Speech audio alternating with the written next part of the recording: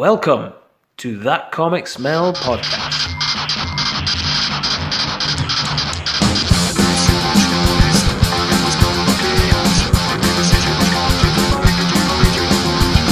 With your hosts, David Robertson, Fernando Pons, Giuseppe Labertino, Mike Sadakat, and Tom Stewart.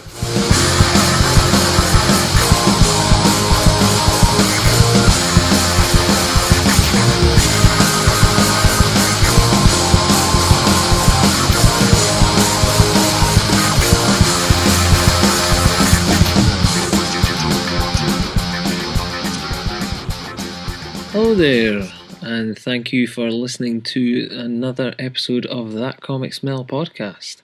Before we fire into the episode, we have our recommendation for another brilliant comics podcast for you to listen to. welcome from the Lakes International Comic Art Festival podcast. My name's Ian. And I'm Nikki. And our podcast is all about, surprise, surprise, comics. We interview big and upcoming names from the comic world. We also review the latest in comics, graphic novels, and comic-based films. We also chat about what we've seen, what we've enjoyed, and what we're playing in our pop culture section. So listen to us, you'd be mad not to, at comicartpodcast.uk. Or on all your usual podcast players. And find us on Twitter at Comic Art Fest Pod.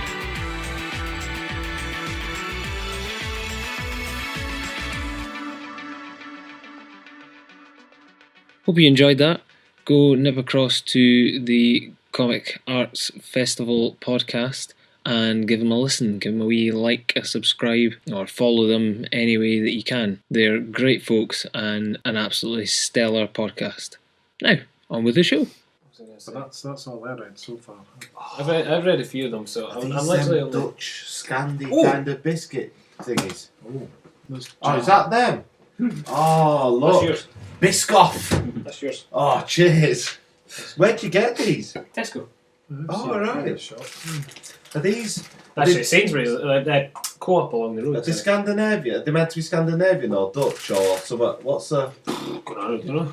I just know my dad likes them. Biscoff. Story behind it comes from a Belgian town. They like scoffing the Belgians. There you go, Belgian. Yeah. Go on, you Belgians. could Yeah, just another buy Lotus. fantastic invention. Lotus Bakeries in Belgium There you go. with a British phone number and a British email. British Lovely. website. Have you been to Belgium? Yeah, but it was Nice country. a long time ago. No. No, yeah. I went a long time ago, but it was nice. I enjoyed it. Nice beer. I was too young Nice to places. legally take beer at Oh, that time. right. It was... Right. Not that I didn't help myself to baby sham at that age when I... Baby sham. This is pre-school years. I'll have a baby shower. Remember that album? It was like this cool pub, and then there was this big geezer, and he was like, and they went, what are you having? He said, I'll have a baby shower. And they all pop in.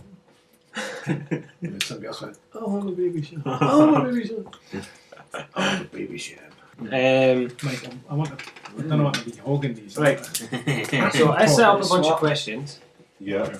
but I also put the call out to see if anybody else wanted to ask us any questions. Call out to who? People. Twitter's verse. Oh my god. So, The hive mind. so Don't tell me that out of 15 followers or whatever, people actually responded. Mhm. Oh. we have. Did you pay people to respond? So, first one is Zoo Oh god.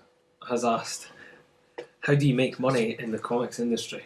Well, I can't tell you. Oh, you would How take do, half the money. Okay, let me rephrase it. But she said, "How do you make money in the comics industry?" But I will rephrase that slightly and say, "How would you reckon you make money in the comics industry?" I'd look at the most famous names, the Stan Lees, the Todd McFarlanes, and see how they did it.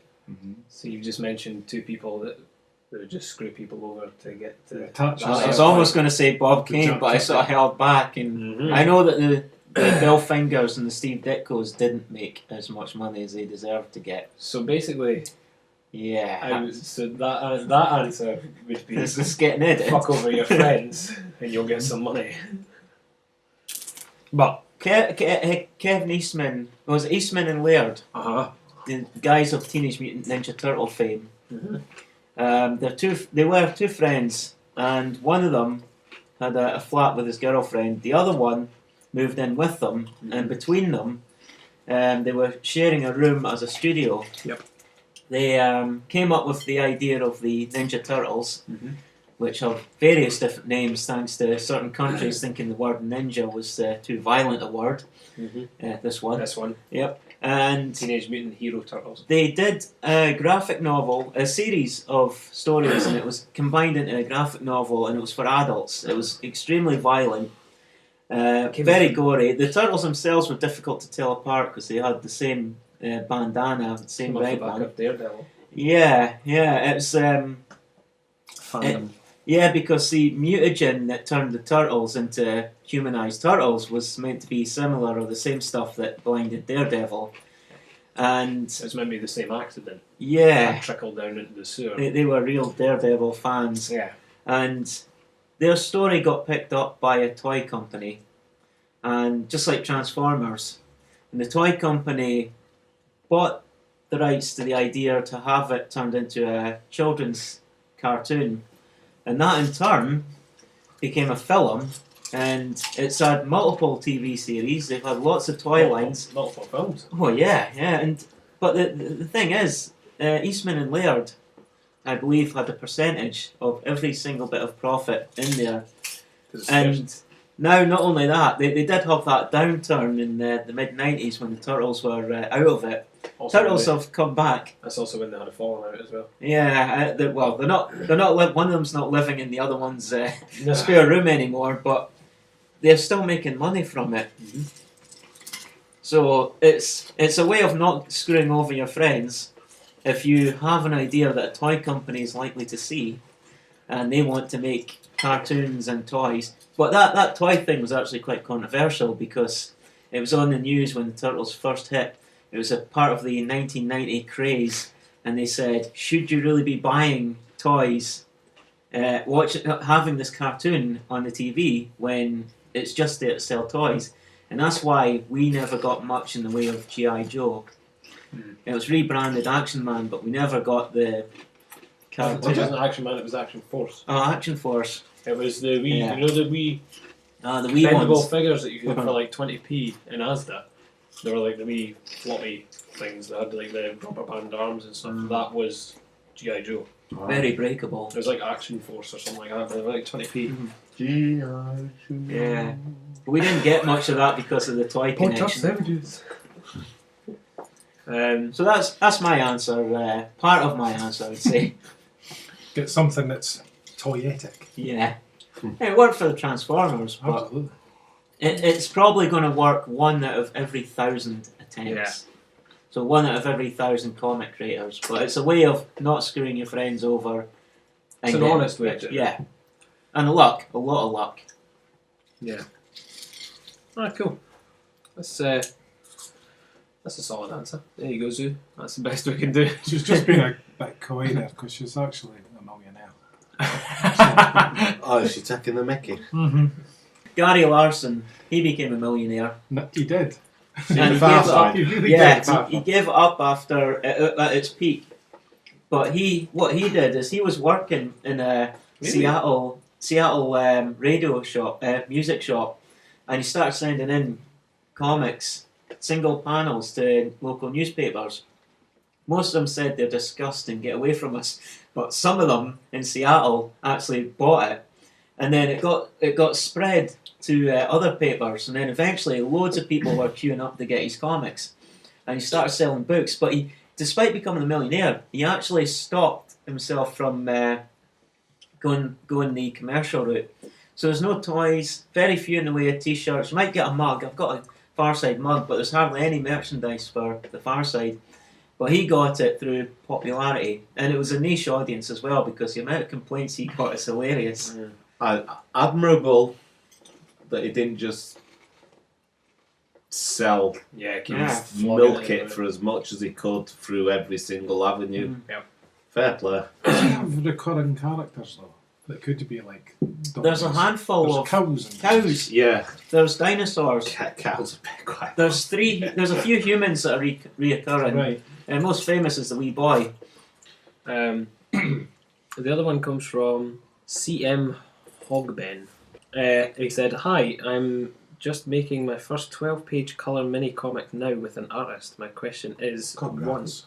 Aye, congrats. Congratulations. Go Very on. good. My questions. 1. Could you recommend some good online stores / stockists that are likely to stock something of that length, and some ways to offer paid downloads on my site?" Do you know anything about that? Paid download. Yeah. No, I've He never said- done. I've he not said- done I that. was gonna say, like, for someone who doesn't even, sorry to interject, but for someone who doesn't even get involved with anything like that, I don't think the first output should be a paid for download No. to begin with. I think if you're wanting... What do you think? Am I wrong there, David? What do you I think probably everything is so doomed to failure. You're as well trying everything you can think of. It's funny, I've just read it out loud and now I've actually got an answer. Good. Put it on Etsy. Yeah. There you go. Put it on Etsy and submit it to Comic House. There you go. Perfect. Because Comic House only take the smallest percentage possible and they give you the most of the profits. But it also goes onto their app as well. And I think you get so much for every time it's viewed or whatever as well. So I'll go with Etsy. It's good. And go with Comic House. Give them a shout. Because he says Gumroad looks pretty good, which is kind of similar. Gumroad, I'm pretty sure if I remember rightly, is like a pay what you want kind of thing. 2, could you give advice on a rough budget for printing? This is where I thought you could come in. 100 to 200 copies, 12 colour pages, stapled, glossy. Is that not going to be expensive? Well, the books I do are usually more than that. So, man, I think people, I've heard 12 pages, I don't know. It would be specific. You'd have to get in touch with these people, like CP UK, Yeah. Rich Hardiman. Yeah. I've just started working on my next book. Oh, did you go with him? Yeah. Yeah, I did. And he's been really good so far, answering all my stupid questions. I don't understand anything. Before that, I was doing Lulu.com. They were good as well. But I wouldn't really know the price because I'm more like 80 pages usually. Yeah. So 12 pages, it would be cheaper than. But I wouldn't want to put a number on it. I was going to say full colour glossy though. Full colour glossy as well, yeah. That kind of amps it up quite a bit. Yeah. I would think just ask around, you know, same as anything else. See what they're saying, see which price you like and who you like the sound of working with. Yeah. It's funny because CP UK seems to be the one that everybody kind of Well, goes Rebecca recommended them. Right. And then there was kind of a local printer that I went to, but their price wasn't so nice. I guess it's cheaper online, so to. Right, I okay. can't really compete with that. Yeah. Well, there we go. But I think you just have to commit at a certain point, you know. Yeah. There is this fear, oh, is everybody trying to rip me off, you know? Are they charging me £100 because I'm a newbie and everybody else is getting it for a tenner? I would just have to say, maybe that's true, but you're going to have to go with it. Yeah, well, that's why you should get a few quotes. Yeah, they're not trying to rip you. They want your business, you know? So they're going to tell you what price it's going to be, and then you're going to decide whether you want to do that or not. It's a risk you've got But to good take. luck anyway, go for it, yeah. Yeah, go What for was it. it called again? Wasn't it a real name? It was real. CM Hogben. Go and see CM Hogben. I'm looking. Do you know what? Somebody else has drawn it. Yeah. A mini comic now yeah. with an artist. Yeah, get it finished. Get the 12. There's your, before you start worrying about all this, get your 12 Yeah. pages finished and done. If you're making it, get it finished. And get that's it out it. And then go and Oh! look into all Ha, this. what an Aha! The next there. Greatly paragraph. appreciated, Chris. Go on, Chris. Oh, Chris. Yeah. Okay, Chris, go for it. Yeah, we'll look forward to seeing it when it's. Yeah. Send it to us and we'll read it. Yeah. Yeah. A glossy. Get it done. Send it Nice. on. Yeah. Like glossy colour. I know he's obviously very hell bent on like getting that it. colour as Getting well. it. That's good, yeah. physical. First comic. To get your first comic that done is colour. quite an achievement. Yeah. There's Like the loads of Japanese people ones. working on Yeah. their first comic. Yeah. There's no as many that have finished their first comic. Exactly. And then, you know, and it goes on. The more and more you do, it's a dwindling club of, you know. Yep. Good. So good. Yeah. Get it done. Good, There Chris. we go. Right. Now Lucy Sullivan of Barking. Remember Barking? Yes. Now she asked, You guys read an astonishing amount of comics. Do you have a preferred place to read, or does it change depending on the genre/content? Keep up the ace work. That's a good question, isn't it? Yeah, I thought it was really good. So what's that? Where and does it depend on? What? Preferred place to read it, and does it change depending on genre/content? You know, just now, the place I read most is when I'm at work on lunch break. Yeah? Yeah, because I can't really get on my own work when I'm on my lunch hour. True. So that's when I'm tending to read, sitting in the staff room. What about if you're on a day off? On a day off, I'm doing my own stuff. Yeah. Mostly. Unless if you think, well, this will take 10 minutes to read or something, I'll just crack open on the couch. But yeah. I used to like reading comics in the bath and all that. Yeah. But then you get all water damage. You you drop them in, or in bed. But so the usual answers. But yeah, most of the time just now at work. Cool. What about yourself, Mike? The normal locations at home. Sometimes if it's something that's really quite a big thing, I'll put it on the table. I'll just sit there and read on the table, or as well, sometimes I'm in bed and I can't get to sleep, so I'll read a few comics. Sometimes, occasionally, I've brought stuff outside to read, whether it's in the garden or. I read it was actually, I think it was other stuff I was reading on the Magdalene Green there. Very occasionally, I'll bring something if I'm going to be waiting someplace. I'll bring it in the car. I'll sit and I'll read away. Check. Yeah. Nice place to read. Good for Yeah. nodding off if you need to as well. Yeah. Just have 5. It's one thing I miss about commuting on the bus and that. It used to be a great time for just reading on the on a bus journey or a train. Nodding off, yeah. But I never do that now. Yeah, it's funny. I used to I read quite a lot. I read quite a lot on my phone when I would go to, like, if I went to drop off the car and go back home, like in the town, I would get the bus from here into town, and I would sit reading all the way there. I think I basically conquered all of Why the Last Man on the bus just by smashing through. Bus would be nice, wouldn't it? Yeah. I'd really rather doing done it it by the actual regular, book, yeah. but if I've got them, What about yourself? Well, I just want to preface that I don't read loads. She started by saying, I read an astonishing amount of comics. A lot of comics that I refer to are probably stuff I've read in the past as opposed to currently read. I don't get to read tons, but I'd say probably this chair that we got recently, which is like a recliner as well. Ooh. So it's like, it's comfortable. You can have 5 if you need 5. Yeah.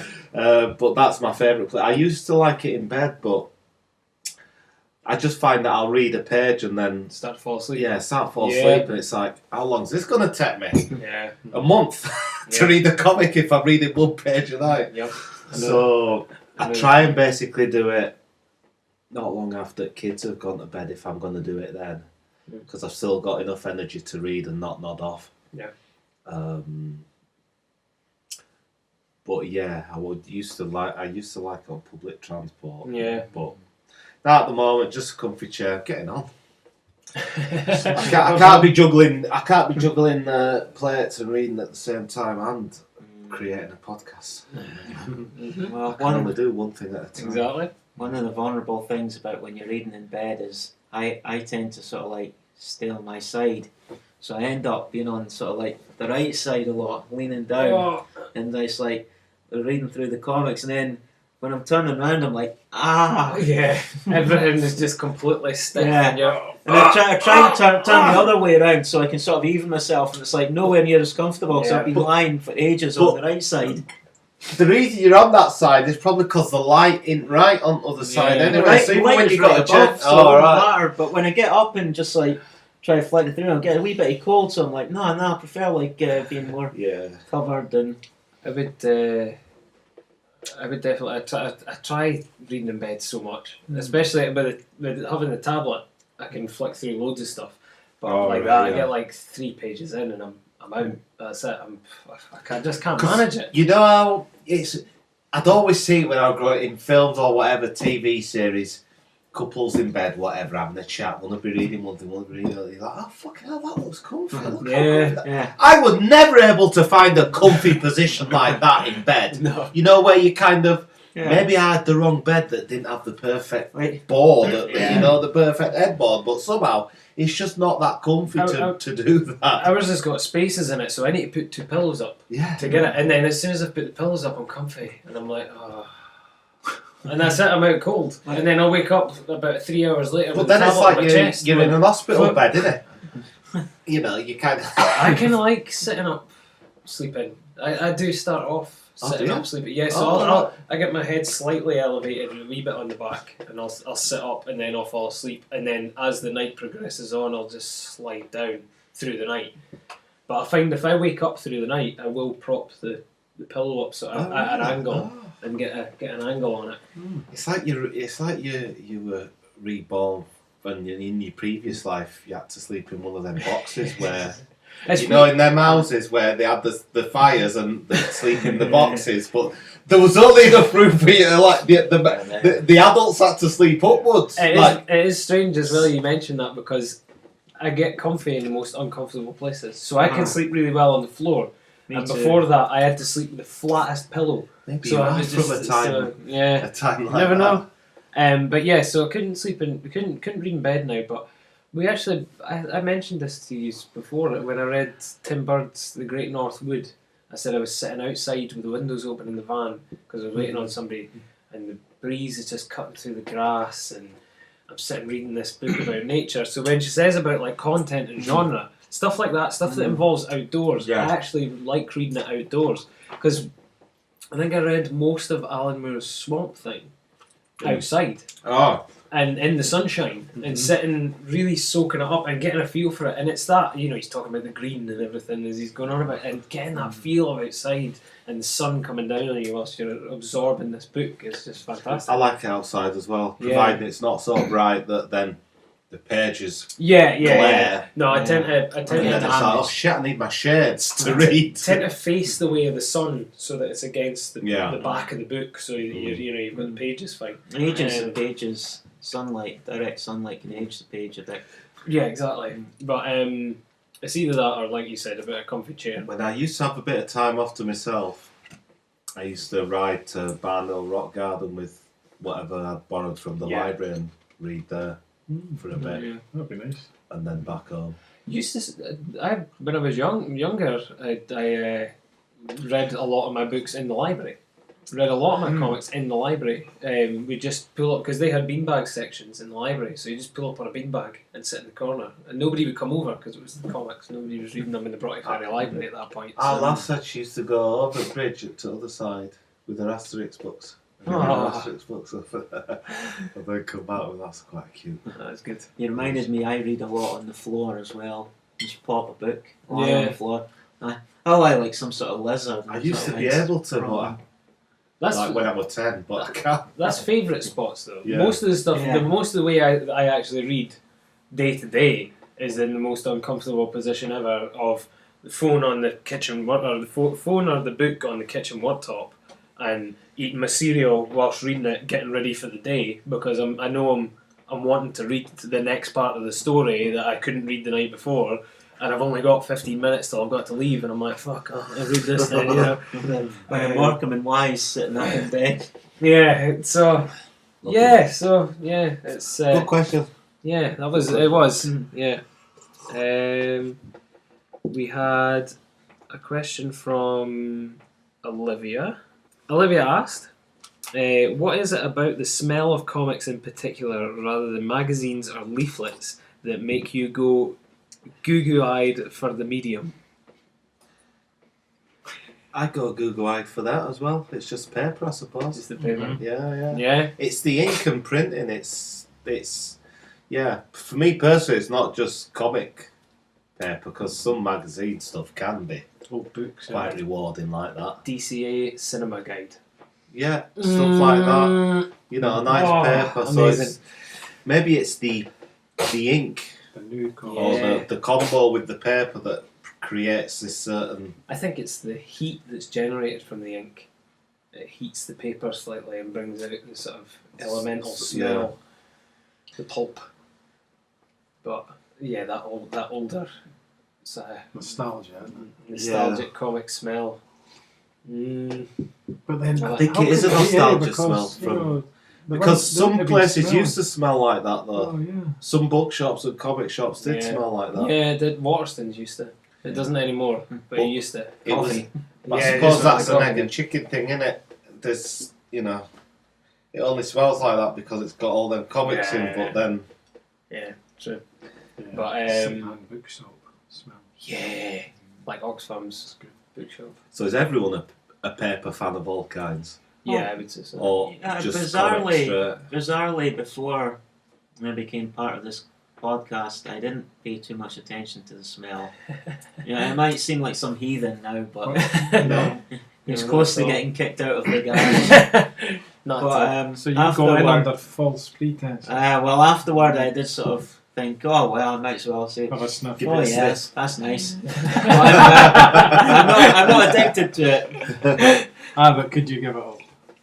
Probably not. There you go. It's a nice smell. Do you know what, it does actually remind me of being under the covers with a Beano on a Saturday really early morning with a torch and just getting that whiff, because you're so close Yeah. and turning the pages, you get that whiff of the paper. And there is a difference, I think, between the old American ones and the British ones, aren't there? There's a I think so. there's a difference. Yeah, there is a slight difference. Think of the Beano or 2000 AD and compare it to that. Yeah, but the American It'll be comics similar, were but- exotic to us. As kids, they were really exotic. Oh yeah, And but you I had- liked a good sniff of both. Yeah. I think it's because they're also encased in like a harder shell Yeah. almost. The glossy cover. Yeah. Whereas the Beano was all front to back paper. You know, that magazine, well, not magazine, but that kind of. The cover was the same material. Yeah. So, yeah, I liked that. Smellers. The smell. Have you ever had a comic that you bought and the smell had gone too far? And it Yes. was rank? Yes. But you got stoned or I had to throw it away. It was reeking. Star Wars. It was like, ooh. Yeah, like rotting. Rotten. Oh Gone yeah, off, I've it lost turned. comics like that. Yeah, That's yeah. bad, isn't it? Because it taints everything else as well. In They its say you're meant to vicinity. throw it in like a load of cat litter or something, and that'll soak it up. Which I've never tried, but I've put some in. I've had it for Did you months try in bicarbonate. right. So I've just remembered. right, so you'll go home and I've been covered on. it'll be like this few scraps of paper. Dissolving. maybe one solution is to get some acid-free paper and just like put it in between the pages. Yeah. They absorb acids. I don't know if they absorb much else, but they're usually helpful in storage. Right. Believe it or not, I had a Star Wars one, a Simpsons one, that just went rancid. And believe it or not, having it out here actually made it smell alright. Yeah. Fresh It's air. just been Faded away. Yeah, faded away. They smell fine now. Oh. Because I was hesitant to pick them up. I'm like, oh, whoa, they're actually alright. The last one was from Tony from the Awesome Comics podcast. He sent a question. It's he said, "Hey gents, a question from me. You get to write an established character, but he/she has to be in a porn parody. Who do you choose? Why? And does it have a happy ending?" I know right away. Do you? I do. I do, funnily enough. Okay. And I'm going I'm gonna go for Storm Oh god. because I love her anyway, and Wolverine. And the reason I'm able to answer that right away is because You've Well, not thought about I've it. got, yes, I have thought about it, and the reason I thought about it was I love Halle Berry, and my sister loves Hugh Jackman. Okay. So we go and see these X-Men films, you know. Sorry. That's alright. We go and see these X-Men films when they come out, and so me and my sister will go and we'll be like, I wonder what's going to happen this, and I sort of just think they should be just sitting there and be like, Storm, Logan, and then they should just start doing it, and then that should be the film, you know. That's the Never point. mind all this other shit that they throw in. Just have the two of them fucking. What would it be called then? What would it be called if you got a name? XXX Men. Oh yeah! So if I'm getting to draw a porn thing, I'll draw that. I'll draw that. And does it have a happy ending? It's got many happy endings. It's happy ending after happy ending. It's multiple happy endings. Cool. And alternate endings, and it's good that it says happy Variant. ending. That's good. I like that. Does it have a happy ending? And, and at least my sister would like it, Yeah. even if nobody else read it. Yep. I'm going to do it. It'll be a birthday gift. Yeah, happy birthday. Or Christmas, whichever one comes Showed next. up like, whoa! Right, Mike. Who's going to be your porn parody character? Well, there's a hell of a lot of characters I could choose. I could choose Battle Angel Lita, who could use like objects for like stimulation, I suppose. I could choose Cave Woman, who's scantily clad right from the very start and has dinosaurs in the story and a big gorilla. I could choose Big Barda because she often seems to get I mentioned. wondered how in many my seconds friends. it'd be till Barda got mentioned. I was going to Her say, how and, could she want first? Mr. Miracle. Catwoman's and Wonder Woman, they're the really popular ones, but you know, I quite like to do one on Batgirl. See, I'm quite liking the idea of Catwoman and the Catwoman. Halle Berry and Michelle Pfeiffer. Now that is getting hot in here now. Oh, yeah. And in these candles. Is that the windows steaming? Oh, what an idiot. Halle Berry and Michelle Pfeiffer. I didn't get any bloody water. I put the jug out. We'll need it now, cold, iced. Oh, yeah, it's all happy. Got to add that in. Oh, you know what? I can't think of all. I suppose let's go with what I'm reading now, yeah. Dilbert. Ah, No, okay. Office, Inter-Office, Do you know Dill Summit? Office Party. Office on Party. the photocopier, yeah. Backside on the Focus photocopier. office. Yeah. Yeah, I like that. They usually have some sort of name those things like the Escape from Cubeville or something like that. So it'd be Yeah. something like that. Yeah, so maybe Dilbert, that would make quite a good one, and no, it wouldn't be a happy ending. No, it can't be really with him. No, true. It'd be an ending, but I don't know if it'd be happy. Okay. It'd just be kind of a anticlimactic. You get took in the office and they show them the CCTV. Yeah. Can you explain your actions? Yeah, I can imagine. Yeah, but actually, yeah, Dilbert would make a good parody because, like, you could have all the nerdy engineers losing the plot, like chasing after one of the girls or something. That'd be brilliant. Yeah. Does anyone So yeah, remember? Dilbert in his office adventures. Okay. Does anyone remember the American blonde-haired Dennis the Menace? And he had a cartoon series, and he started from comics. Sure. Yeah. And he had the very attractive mother. The blonde. Yeah, and it was on Channel 4 on Saturday mornings, like 5-minute segments. He was a popular. He actually arose a few days after the British Dennis the Menace, but he was a much more nicer person. He was a menace because he was persistent in trying to get his neighbour to be jolly with him. He wasn't a thug like the Dennis here, but he had a very attractive drawn mother. And I'm pretty sure you could have some sort of raunchy comic with her and Mr. Wilson, who lives next door and was always angry Sure. with The the neighbour, yeah, the next door neighbour, classic. I'm trying to think. I don't know if that would be a happy ending, but it would certainly get some publicity, I think. I'm still going to go for Michelle Pfeiffer's as Batgirl for my... Did you come up with a title? for That's good because that's like a British. Like title. an You can see it with anthology. the exclamation. Yeah. 3. 4. You've got one. Yeah. Tom. Okay. Mine would be like a grown-up peanut. where they're all like they're all grown up, and it's called Peanuts. Happy Hump Day, Charlie Brown. And it is a happy ending because let's be honest. Also, Peanuts. Yeah. But let's be honest, it would be a happy ending because it would just be a massive orgy at the very end, and everybody would be getting off, and it would just be all of them at the very end, all in unison. Happy Hump Day, Charlie Brown. Ah, you know. What's it all I'm out? actually all getting counselling though as well. Was Snoopy involved?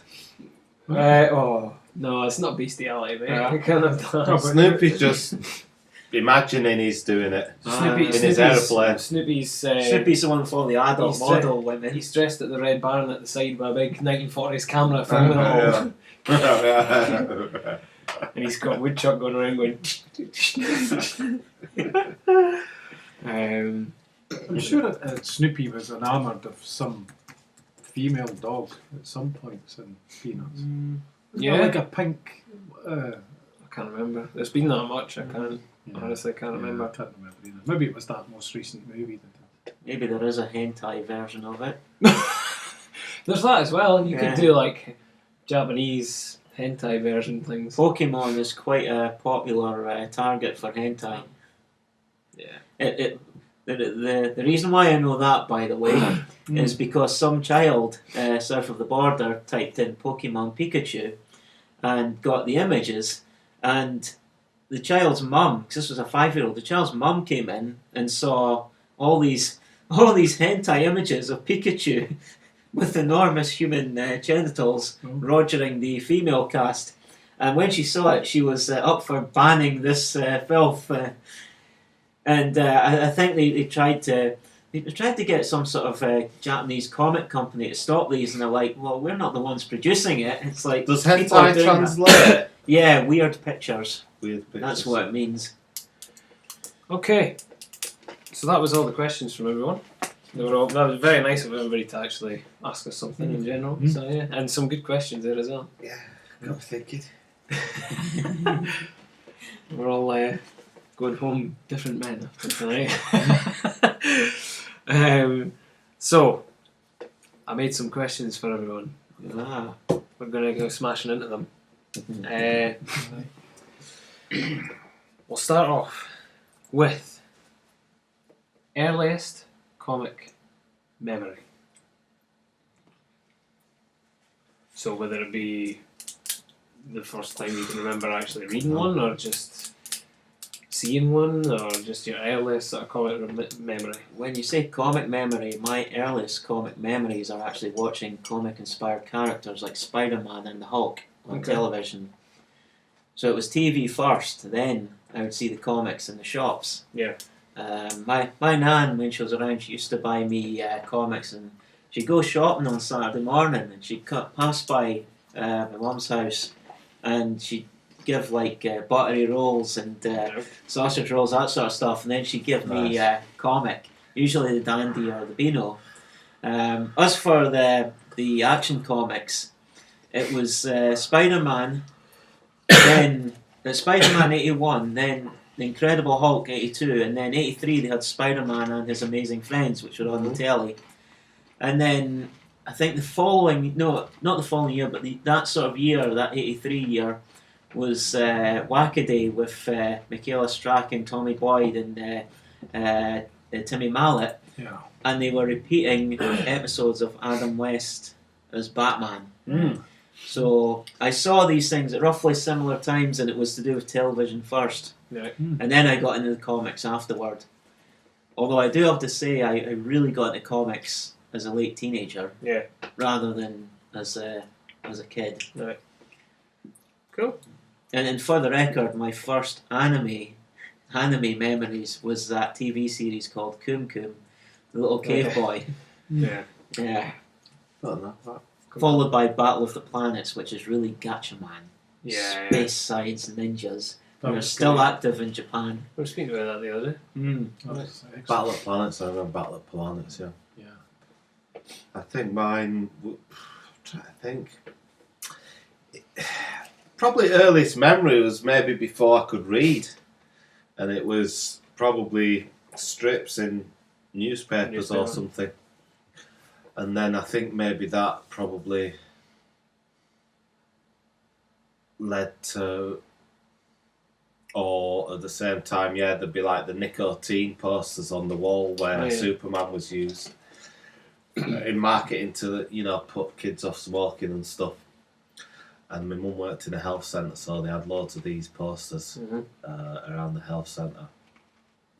So it was probably that, and that was probably around the same time that the first Superman film came out. Yeah. So probably newspaper, I'd say, strips before I was even able to read, and then probably something English like the Beano or the Dandy at school. Yeah. Bunty, stuff like that they used to have loads of at school. Yeah.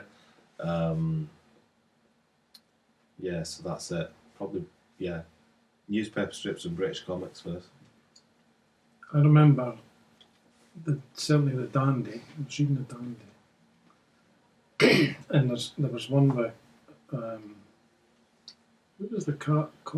Corky. Corky the cat. He used to be on the front. Mm.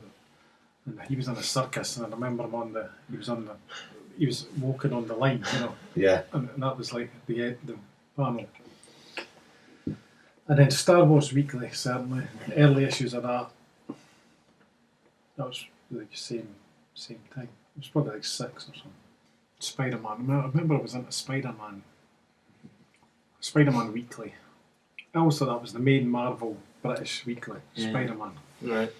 And I loved that. I remember the Green Goblin. I don't remember that being a weekly or being available on sale as a week. I do. I picked up. I think that's my first few that I remember. Which one is quite first? I wouldn't know. Yeah. I'd have to check the dates. But they were great. I loved them. Got a wee bit extra in my head. Oh, yeah. Yeah, we used to. My mum used to be a member of a video shop, and they had a wee kid there who I used to go in and play with. And he had like a wee basket. And I had some of these toys myself, but he kept his toys in the basket. And you remember like the action figures, they're about that sort of height. We sort of felt clothing. There was one Spider-Man, Batman, Superman. Yeah. I had the Spider-Man one. He had his stuff lying there. So first thing I'd look for is I'd ask to rent cartoons, and I remember we rented a video. It was the 1960s Captain America animated one, where it's basically like Captain Pugwash. Yeah. An open mouth maybe, or like an action pose where they're standing still. And we took that to one of my mum's friends, one of our houses, at her house, and we sat there and watched it with her son. And I just remember thinking it was awesome when Captain America's sort of memorising something, and the Red Skull's head just appears out of nowhere. It's like a flashback or an imagination bubble. And it was sort of like, I remember it being sort of watery, and his head just like pops out like that, and it's like, the Red Skull, my enemy, he must be responsible. And then it disappears, the head disappears. So for me, that was an awesome special effect. Of course, I've seen it, I think I saw it a few years back and thought, okay. Not quite as I imagined, but... But the more I think about it, the more of these memories pop up. Yeah. You just reminded me of the American Captain America comics as well. I got one of them very early, and that was when Jack Kirby had come back. But I didn't. I mean, I was just 6 or something. I thought it was great, and the Red Skull was in it. So that the Red Skull burned into my mind as well. That face, the Red Skull. Yeah. You know, you're a kid. You're going, oh my God, the Red Skull. You know. It still works to this day, because in the cinema watching a certain film, the Red Skull made an appearance recently, and there were a few gasps in the audience, and I myself did not know he was there, and I was a wee bit surprised.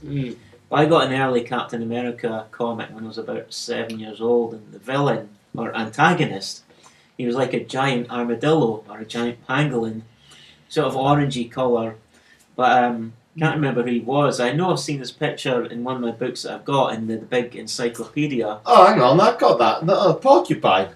Is that what he's called? The porcupine. He's not got spines like a porcupine. He's got like armour. Yeah, doesn't he fire him out from the back? Maybe I can look him up because he's in he's an orangey. encyclopedia, so that might be Yeah. the one. Yeah. I'd probably say my cousin was really into his comic books. He was massively into like his Warhammer and everything as well. So he just had like piles of 2000 AD lying about. So probably something like that, like a big collected 2000 AD or something, just sitting on his bed or something like that. So when I went round, I went to go see. Yeah, because a lot of kids had a lot of comics, didn't Yeah. they? Because they weren't that. The British ones weren't that expensive, so it wasn't uncommon to go to someone's house and look, a pile of Beanos or a pile of 2000 ADs. And Yeah, see, I had a big, massive pile of Beanos in my wardrobe, but that was later on. I definitely because he had like a Nintendo and a Sega and stuff, so I was like enamoured by the fact that he had this Nintendo. So oh! And then whilst I'm there and he's sitting playing it, I'm looking around to his room and would pick up things like that. And that's where I first saw Death is Superman as well. That and the library, those places. But yeah, probably something like 2000 AD or something. But not knowing what it is, because I couldn't even get my head wrapped around the fact that there's body parts and people being blown away and everything, and I'm just kind of going, I just didn't have a clue what it was. Yeah, it was probably something like that, and then getting into like the Beano and stuff. To this day, though, I still remember. I think it was my dad got a copy of Killing Joke or something when I was only. Oh God, I must have only been about 7 or something. He must have got it from a pal of his, and he had it in the back of his car. And he said, "Yeah, I remember him asking me, would you like this, or is this too scary for you?" And he opened it up on one of the pages, and I saw the Joker's face, and I went, "Oh, too scary, too scary." And he shut it again and went, "Okay." He's like, "Oh, that's fair enough." I still remember that, standing in the middle of the ferry outside Gillis. And he said, "Is that too scary, or would you like that?" And I'm going, "Oh, no, Too scary. no." Do you Yeah, regret absolutely. it? No. no, because I've read The Killing Joke. It's not that great. I'm not into it at all. But yeah, no, I don't regret it. Although I probably would have liked to have had like one of the first ones. I don't know, but I still remember seeing his face and just being absolutely mortified. Yeah, just like. It took me a long time to get over the Joker's face. Like, he was fine as Cesar Romero in the 66 Batman, or the original series Batman. Definitely, like, he's fine as that. I could handle that. Yeah. But seeing him in a comic, I'm just like, oh, yeah. I like him now. Like, That's what I'm wearing. Joker socks. Yeah. Like him now. You can see underneath. Wow. Oh yeah. But yeah, probably something like that. But yeah, I still remember being freaked out by the Joker. And now I just think about it, I'm like, oh, wimp. You're just a kid. It's probably good Yeah. you kept your innocence. Innocence, you know, yeah. reading the whole thing. It's very true. But he didn't, and it's quite, I always felt pretty good about Dad at that point. He never went like, I said, what do you think? he was like, what, No. he actually asked, Yeah. you know, what do you think of this? And then when I said no, he's like, that's fine. And I think he just passed it off to one of his pals at work or something like that. So, quite funny because the next question is scariest comic moment. Comics aren't usually scary, are they? We've talked about this. Yeah, Hold on. but maybe just like a single panel or something that you've seen and been like, fucking hell, that still gives me the heebies to this day. I tend to find Let's like go back in time. yeah, I tend to find comics aren't scary in the moment, but an image might stick with you. Right, yeah. Do you know what I mean? Certainly that swamp thing with the wolves in it was something was odd about that. Yeah. It stuck with me. I've got one there as well. You remember the Battle Royale, Mm-hmm. Japanese one, where the kids are said to kill each other, and the comic has, because it's I think 15 volumes, you've got a lot more space in there to know each individual character.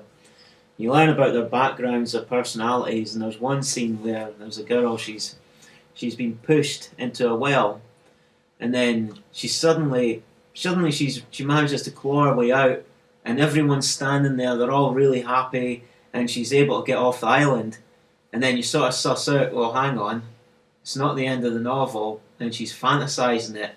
So you see her like she's smiling, it's like double page, see her smiling there, and then you turn the next page and you see her as she really is, and she's sort of like drowned inside the well, and Oh, the artist has made it look as twisted as possible. So like that double page is, you know, you go from one happy double page and then you go to what is really there. That's the sort of thing that can give you a scare if you're not used to seeing that sort of thing. it's funny you're describing it, and I can kind of almost see it, and just think, that is quite creepy. But the same as David, usually comics don't really scare me. I think one of the reasons is because when I was young, my parents had me watching the 9 o'clock news and then the 10 o'clock news every night. So because I was used to what was on the news, horror films wouldn't scare me. Yeah. The only thing I was frightened of as a kid were things like grey aliens. And the dinosauroid that Professor Dale Russell conjured up. Whenever you see science fiction, you see like dinosaur people. It's same as grey aliens. They got big brains, big heads. So if there was a comic that had grey aliens, I probably would sort of steer clear of them. But usually, I was quite good with not being afraid of what was in comics. Yeah. But I do get disturbed by some of the things I've seen, like that double page on Battle Royale. Yeah.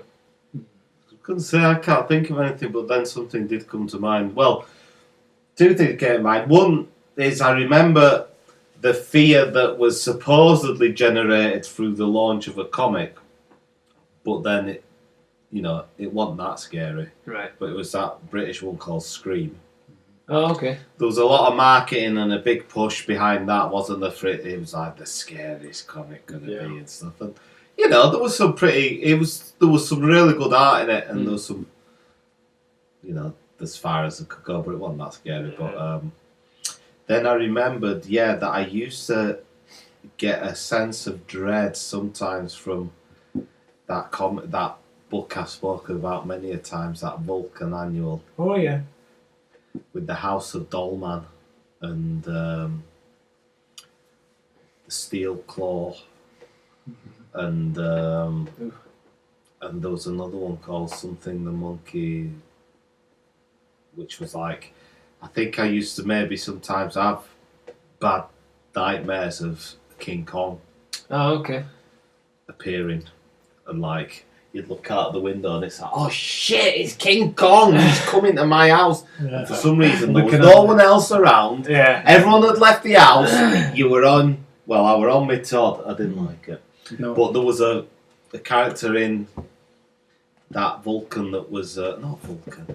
Is it Vulcan or Valiant? Yeah, Vulcan. Vulcan, yeah. It was like a robotic King Kong. So it'd been made. So yeah, probably that Steel Claw, House of Dolman, Right. and Scream didn't turn out to be that scary.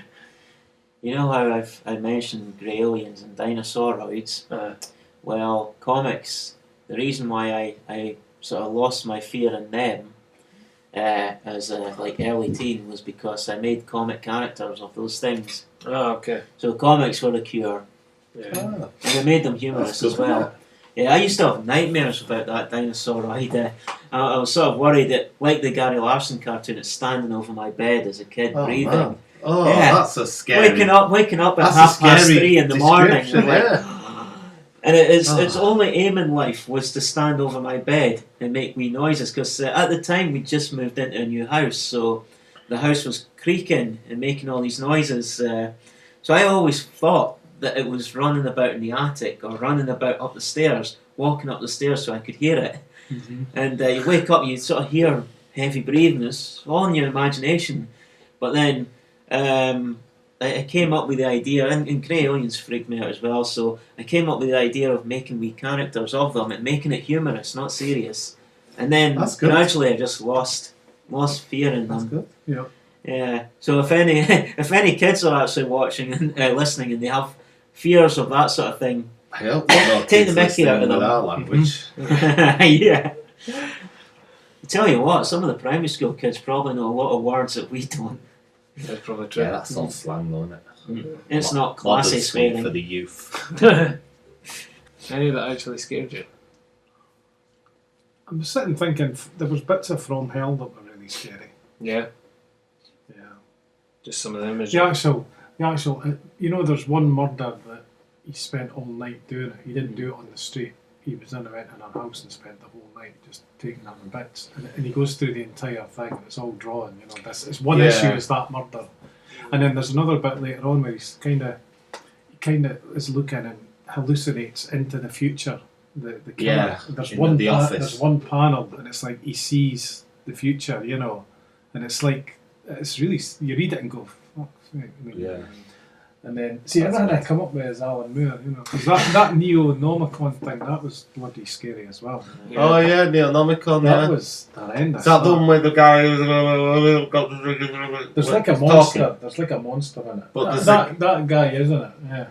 With like it's got like a serviette in front of his mouth. Yeah, there's a cult and they all follow this monster and everything, and it's just...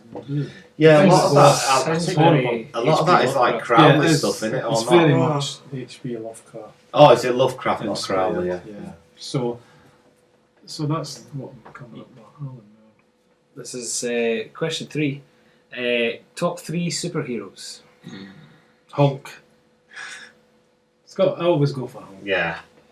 But then after that, there's so many. I like loads of them, So superheroes or comic characters? Superheroes. Spider-Man, So we're not talking about villains. Batman. Superman. Not talking about Batman. Wonder Woman.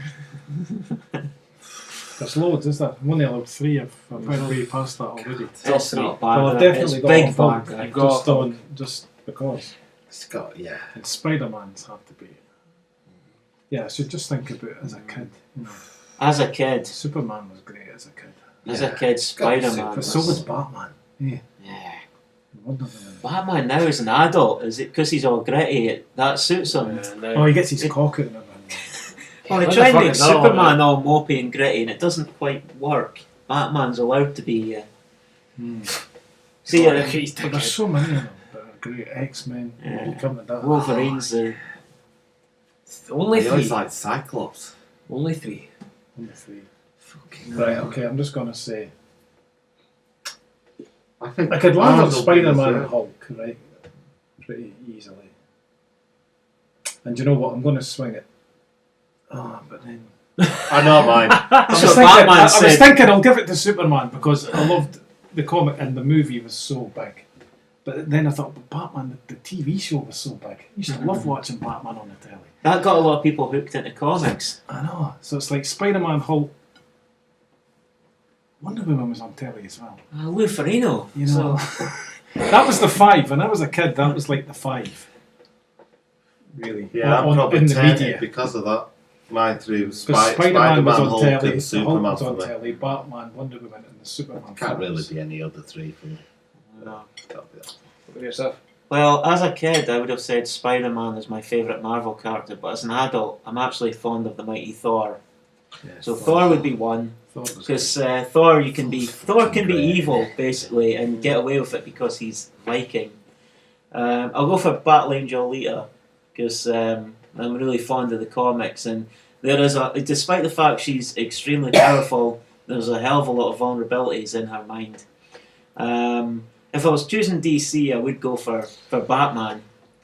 So I'll say I'll stick with them. But if you ask me the same question next week, I might change my answer by saying maybe Son Goku from Dragon Ball, or maybe I'll throw Spider-Man in there. So it changes from day to day for me. But those 3 will almost certainly, one of them will always be in that. I did get Gru popping up all the time in my mental image when I'm saying them other 3, but he ain't a superhero, he's a super mistake.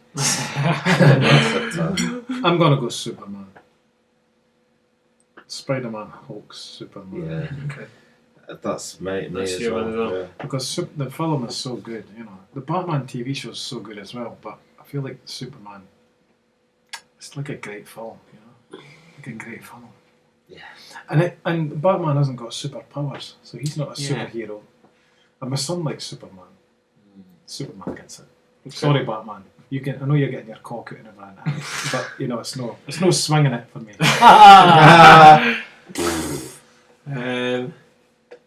Do you know what I remember about Wonder Woman? all these years later. Sometimes it was The in big glasses. Sometimes it was in the 40s and sometimes it was in the 70s. This is what always got me, that TV series. Yeah. Yeah, that's right. That was clever, that was interesting. Which, It's just like Like Captain it was set in the America. 40s in the war, and then other times you watched it. It was Which the was? 70s. Linda Carter. Was it? Yeah. So like I it didn't know spanned, that. it spanned the decades. Sometimes it was wartime, other times it was the 70s, it was now. but the war times wasn't Vietnam. No, it was like World War II.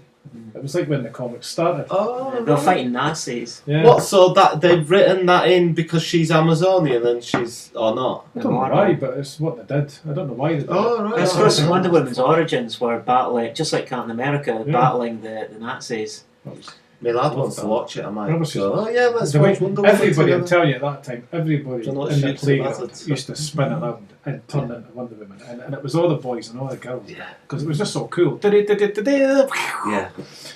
You know, and I can always remember that.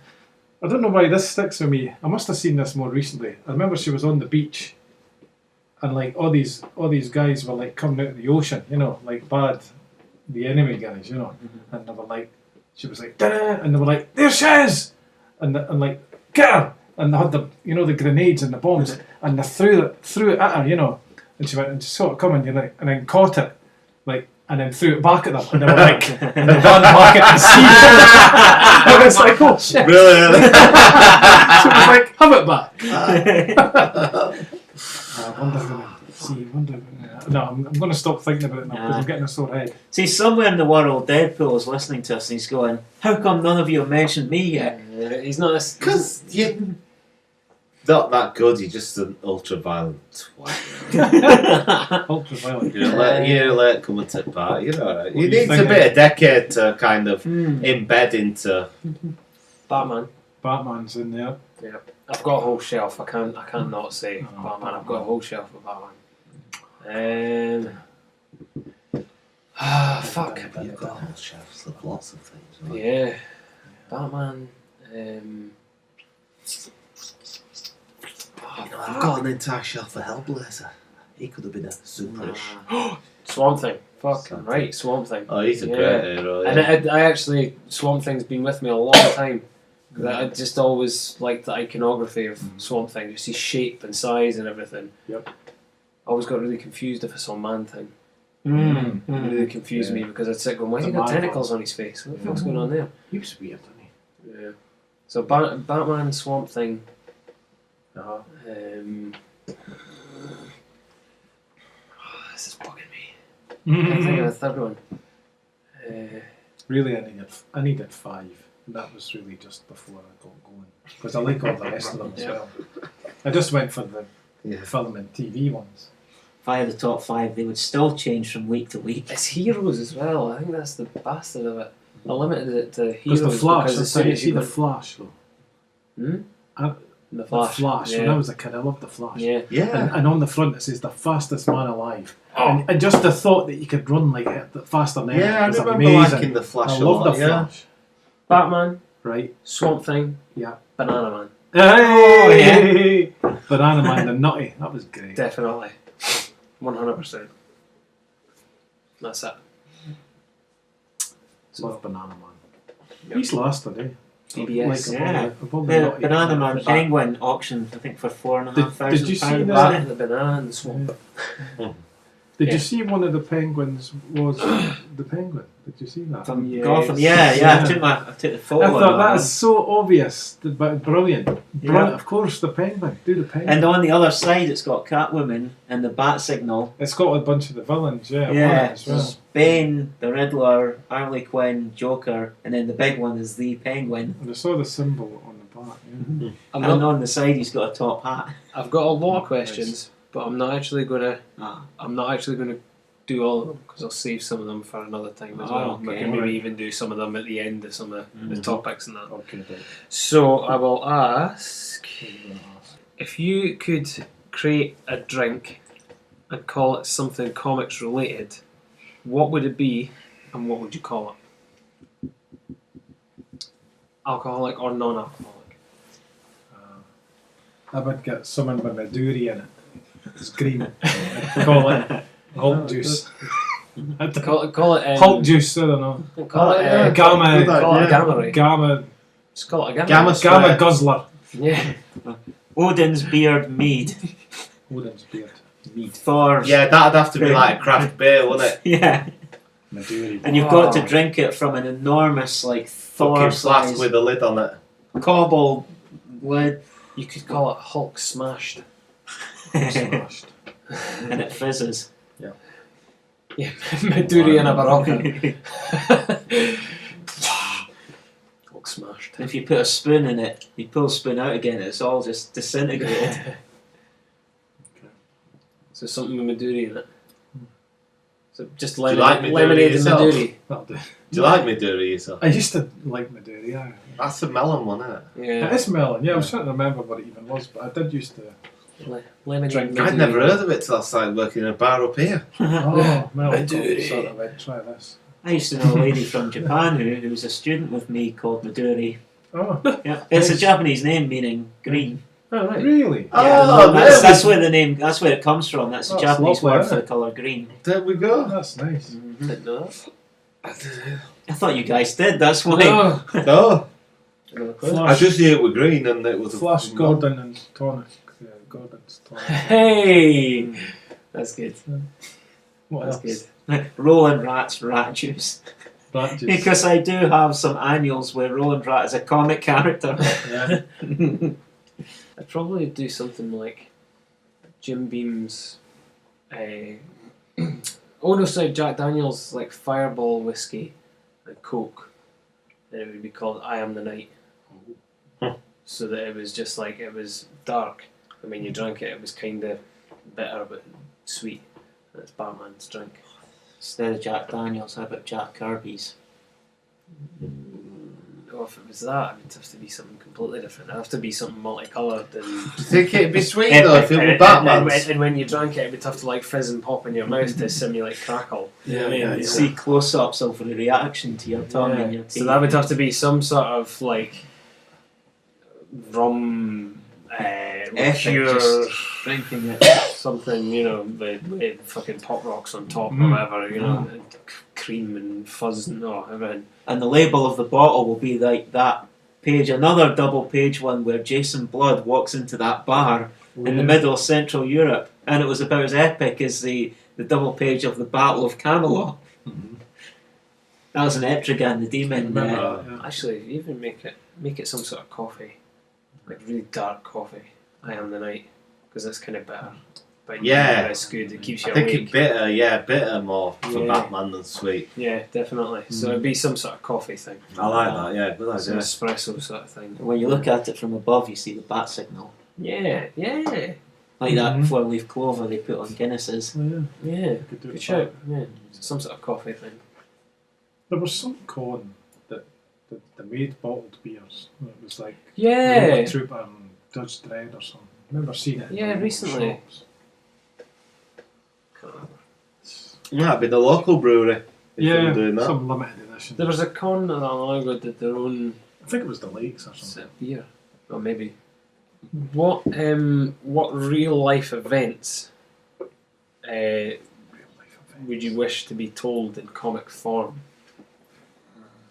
So like you've got like Castro's life, and you've got facts from Savillero, and I think I've had a wee idea for a while, but if I ever did it, I would get sued completely and utterly. which is It was an exaggerated version of the politics when the Labour Party were in control, and but there was that time when you had the likes of Gordon Brown and Tony Blair and Alistair Darling and all that, and Gordon Brown, All that I muck. would have portrayed him as a pirate because he had no offence really, but he had that one eye, and he was often seen as a big rugby player.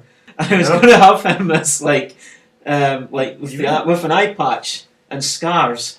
you And wouldn't he get was- sued for anything like that. No, I hope Newspapers not. do that shit all the time. Yeah, but he They was never going to ask be. for artistic He was going to license, be like, this was Tony Blair. I was going to show him as like he was like Two-Face. No, Two-Face. Well, Yeah. quite appreciative So of you. you see like the smiles behind the scenes, but because it would be a comic, it would be far more exaggerated. So he was going around like double crossing everyone, but more extreme. They're having like massacring folk and well, actually, that's not extreme at When all. he was That's younger, close to- actually, his face would look like it would fit well into Yeah. an exaggerated Joker Yeah. face. But Gordon Totally Brown black. was going to be his enforcer, so people were terrified of him. So he would appear out of nowhere, eye patch, scars, big build. There was also what do you call him, John Prescott, who I was going to portray as like Jabba, in more ways than one. Fuck me pies. So I was going to. It wasn't quite spitting image, but it was going to be like an exaggerated version. Then the Tories, I was going to make even worse. They were going to be like scumbags. in fact, there wasn't going to be a single political party that was untouched. Everyone would be portrayed as being scoundrels. You know, you could technically still do that. You'd get off with it, no bother. Yeah, because nothing in there would really be untrue. Yeah, exactly. But on the other hand, if I was to go for a safer option, I would do some of the events that happened in ancient Persia, because Frank Miller did the horrendous 300, which was so out of it, like his war rhinos and his idea that the Spartans were fair and just, and ignored the fact that they actually spent more of their time working for the Persians, and all sorts of things. And King Leonidas, who killed his brother to get his wife, seemed to be all just and noble to her, and so I would change that story and I'd put some more authentic stories attached to there, so people will see that, oh, hang on a minute, the Persians didn't do that and they didn't do that. They're actually more like that. So, Good shit. yeah. Personally, I always sounds like I'm sitting on the fence, but I'd rather they didn't. Okay. Because I'd rather they just stuck to creating, Right, okay. or maybe retelling of myths and stuff like that, rather Okay, than yeah. trying to Well, that's Portray just even like history a or real anything like that. event, because it's subject to A, whose history you're reading to begin with, B, what slant the writer and artist are. That all comes into it. So I feel that, like, if they were to try and represent a historical event, a so-called historical event, it's always going to be a failure, because it's Right. always going to be from a There's particular always going to be perspective. some sort of political slant on it. Hence, I think if they just stick to creating Okay. their own, I think much better off that way. Because there's other people doing that, supposedly that kind of work, looking at history. Not that I've not read stuff that I've really enjoyed that were to do with his history, but it's always subjective, isn't it? There's always some sort of bias in place in it. Yeah. My favourite moments in history, television-wise, is the 1920s. I'd love to do a brilliant noir comic, but it's all been done, and comics were around then as well, so I don't know if there's anything new I could add to it. But one of my other favourite moments would be the civil war between the Roundheads and the Cavaliers. I think that would be something that would be good to do. That's cool. Any comment? I never really think about that. No. If I think about that question, it's like it's part of what historical events would I like to read about? Like in any medium, it just seems like all the same to me. Right. So that's the only way I could really think of that. I mean, I think a comic could be about history or anything. Really, it's fine, as good as just a textbook. I think what you're saying, Giuseppe, is right, that things always come from a point of view, but everything always does, doesn't it? So I don't think that means they shouldn't do comics about things. I'm surprised there's no more comics about the actual moon landings. That's something that's neglected. Like on The Simpsons, at the comic because con, there's they're a saying- lot of dodgy questions to do with the moon landing. There is that's one that why. came out not that long ago. What's that? Called Apollo. Okay. Yeah. One I've missed. That's just come out not that long ago. I think when you're doing historical stuff as well, though, you've got to do a lot of research and everything. Like Peter Bagg does it, and Pat Mills famously with Charlie's War and all that. So You've got to do a lot of reading before you get started. these are the kind of things I was thinking of, and a lot of like bio stuff. And Well, not actually, bio stuff. Sorry, now that I bio think stuff. about it, both of those examples I just said, they've both spoken about how really they couldn't afford to do it. Charlie's War was meant to go on longer than it did, but he couldn't keep going on like that, doing all that research and still getting paid, the 20 pence or whatever he was getting. Yeah, he doesn't get anything from that, does he? I don't know now. As far as I know, he doesn't get anything from it. And Peter Bagg takes like 3 years to do a book, and the last one that came out, there was a round of interviews, and he was talking about having to sell his house and all that and move out of here, and because of the money, if you're going to take 3 years to research and write a comic book about history, Yeah, true. and then it'll come out and sell whatever numbers he sells. So I don't know. I'm not sitting itching for any particular historical period to be a comic. Right. I've just never really thought about that. That's fair enough. I could probably come up with something if I thought about it. I had But as I some- say, it's just whatever I'm interested in. I think mine would be more like I'd want to see more stories about like famous serial killers, Right. like the Dahmer and stuff like that. Like finding out more Oh, about yeah. their. Rick Geary does a good series on that, but it's all Victorian murderers. Oh, He's done like a good bunch of them. okay. One of them was Jack the Ripper. Well, they're online. I don't know.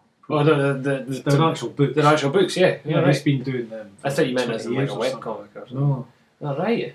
something like Casebook on Victorian murder, something like that. They're really nice.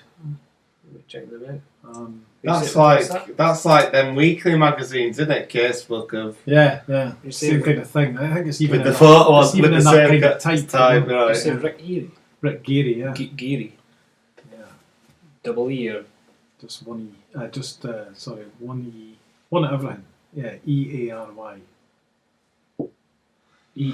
Oh, right, A-R-Y. gear as in Right, the okay. bike Yeah, gear. Geary. Right, okay. Yeah. I get you. Rick Geary. And, Cool. I don't know. Some of the. I guess because of my own political leanings, I wish we just heard more about. I don't know, it's a huge topic, Basically, you've got people stealing fucking trillions, out of the economy and running away happily with it, and then we're all left to argue about whether, Johnny Fan about on the streets getting his £20 benefit is fucking robbing the country, and we all hate him, These fuckers are up there rolling about in their fucking millions, I would just like to see somebody tackle the class system a bit and how it's so fucking unfair, So the real. Like behind every the scenes every stuff. single economic argument that ever gets talked about on the news is fucking peanuts compared to It is. all the real fucking Yeah. thievery that's going on. The Big Short did a very good job of that, I think. Which one was that, sorry? It's not a comic, it's a film, but The Big Short, The Big Short, yeah. That was a Yeah, good there's one. been some good films and things. that was a really good one. I love that film. And that was Steve Carell's character through the whole thing, is Right. basically saying, like, we might be making fucking millions out here, but at the end of the day, we're still fucking ripping off everybody and putting millions upon millions of people out of the job and everything. He's like, we could be making all this cash, but We got a load of more to come Yeah. as well, isn't he's basically just sitting there going, It's just the way it is, Yeah. Oh, we'll get another. So, After reading Kat Chapman's thing about Mexico, I'd love to hear loads more stuff like that. People's experiences and then informative things about the places. sort of travel. So so them going through it, but then actual information about not just the story. Like the story made it ease through Yeah. better. I think it guided you through the informative parts, so you wanted to read more about it because there was another story going on underneath it, kind of thing, something like that. Or the thing that we spoke about, which was the life of Stevie Wonder. Yeah. I just find it perplexing that there's never been anything done about Stevie Wonder. Nothing. Is he still alive? Yeah. Yeah. Yeah, still. He's one of them people that I'm sometimes not sure if he's like, Still shit, did he go, absolutely did he go? kicking. Yeah, absolutely kicking. Or maybe that's partly why. Oh, he's just very private. He just doesn't want one. It's fair enough. But What I if would it love turned out love- he could see? He always makes jokes. What if it turned out that he could see and he just conned everyone all these years? He always Wow. he always makes jokes. Apparently he made a joke with, I can't remember who it was, but I think he was like a talk show host or something. They got in the car and he got into the side and he went, "What are you doing in there? Get out, I'm driving." And he gets into the car and got them in the passenger seat and he sticks into first and goes and he looks back and then as soon as he's away to go, whoever it was in the passenger seat went, "No, Stevie, please!" And he's just like, "I'm just fucking with you." And he's just like, and I'm like, thinking it's hilarious. Yeah, us in the passenger seat.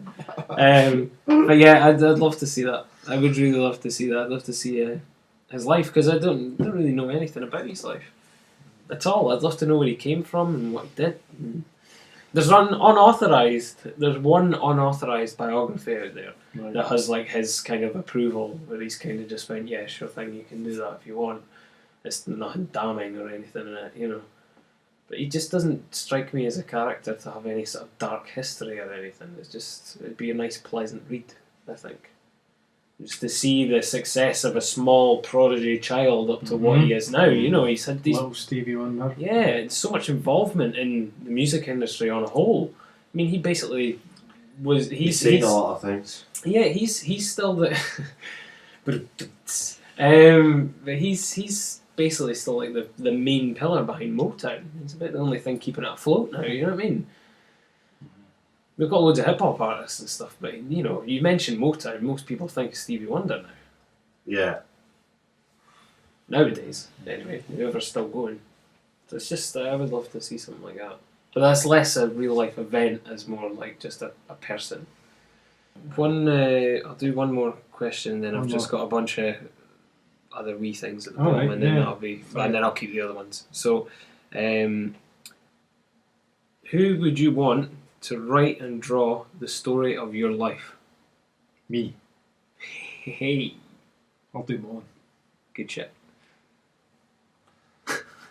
Perfect. Well, it'd have to be one of my favourite artists, but if I picked one of my favourite artists, then probably won't look great. So, first name that popped in my head was old Sergio. Yeah. Aragonés. Yeah, but he don't. Nobody he draws looks fucking great, doesn't they? All that's a good thing. they don't look like I look now. Can you imagine Wide, yourself pot as a... bellied with. Well, I don't even have skinny legs. That would be anymore. great. Can you imagine you as like a wee one of his drawings? Unfortunately, I can't. That's the thing. That would be brilliant, though. Yeah, probably maybe That would be great. Sergio Aragonés, and then he could get it over and done with quickly as well. Could do it for you in a week. Yeah. 600 pages. There you go. Done. My favourite artist is a guy called Gregory Paul who draws dinosaurs, not comics. But if I were to do a story of my life, I would see if Akira Toriyama of Dragon Ball fame could maybe draw that. Because I do like the art, and whenever I draw certain styles of characters, I have his ideas in mind. I would love Paco Roca to write it. I love his art as well, but I'm not going to say him for art. I would love Paco Roca to write it. Mike Allred to do the lighter side of life, Mike Allred. and Francesco Francavilla to do all the dark stuff. Like on Batman Black Mirror, it was Jock and Francavilla did an issue each kind of thing. So you got like the kind of playful action bit with Jock, and then you got the fucking dark and gritty shit with Francavilla because of his style that he does. He colours all his own stuff in it as well. So yeah, definitely Francavilla for the dark stuff, or the less happy stuff. Allred for the happy stuff, and Paco Roca to write it. Bang. That's a super team right there. That is, yeah. Although I do like it, if I was to say just one, I would say just Paco Roca to do the lot because his art is beautiful as well. But Good. Yeah, that'll be it. Good question. Thank you. Mm-hmm. Right, the last one is literally just pitting people people against each other. So Oh, the last bit is Batman or Superman. I'll say Superman. After What, as a choice or in a battle?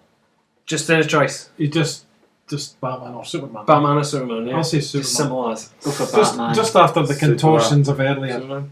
Batman, so we're at Batman. stalemate with that. Alright, okay. Okay, so that's a draw. Well, Hulk or the Thing? Hulk. Hulk. See, the thing was great as well. Yeah. Great pancakes and that, and the cigar. The Thing, you know, he was a character, isn't he? He's like Yes, yes. a lot of that dialogue that I He's got realised a from character. reading, a lot of that internal dialogue, but Yeah. Different versions of the Hulk. I never As get a any character, calls. the Thing is probably more. It must be mate. In- His missus well- might be having a kid. It's probably a Ooh. nicer. What? No, his missus is due. Hulk. Oh, it's got Hulk. Yeah, I'd go for Hulk. It's got to be Hulk. Yeah, okay, Hulk. I was going to go odd man out the Thing, but nah. Spider-Man. I'll probably know the answer to this. Spider-Man or Deadpool? Spider-Man. Deadpool's not even Come in the on. running. Low Moran, you low That's not Moran even a every time. contest. Okay, right, we'll take Deadpool out of that then. Spider-Man or Doctor Strange? Still Spider-Man. Spider-Man. That's tougher because they're both Deadpool. Yeah. They're both great. I'm thinking of the episode on The Amazing Spider-Man where Doctor Strange was a supporting character. Uh-huh. Yeah, I'd have to say Spider-Man as well, but interesting because Doctor Strange does have that kind of allure. Mhm. I do want to know more about him. Mm-hmm. I would say Doctor Strange. Yeah. I'm not. Oh yeah, but you grew. Yeah, you grew up with quite a lot of. Doctor Strange figures quite prominently though with you, doesn't it?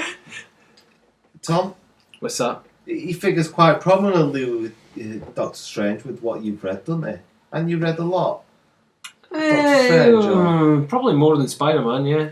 I would say so. Yeah. Yeah, definitely.